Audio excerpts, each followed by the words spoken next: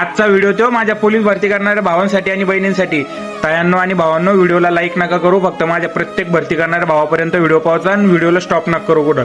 दादांनो, विचार करा, आपण एका खेड्यागावातून एखाद्या सिटीमध्ये पोलीस भरती आर्मी भरती करण्यासाठी त्या ठिकाणी जातो. तर याचा विचार, या गोष्टीची जाण ठेवा की आपली माय आणि आपला बाप आपल्याला महिन्याला 5,000 रुपये टाकण्यासाठी आपल्याला काय काय कष्ट करते, काय काय नाही, त्याला रात्रात झोप लागत नाही. आपली तीच माय दादांनो, तीच लोकांच्या बांधावर जाऊन तिथं वावरात शेतात काम करून दुसऱ्या दिवशी घरी आली की मग आपला फोन जातो, आई मेजबंदी हे कर, पैसे टाका, असं कर तसं कर. तर तीच माय खेड्यागावात असल्यामुळे कोणाच्या फोन पे पैसे नसते तर 50 जणांची घरं धुंडाळती पैसे मारण्यासाठी. कारण की माझं लेकरू उपाशी आहे, तोपर्यंत तुमची माय जेवत नाही. या गोष्टीची जाणवा.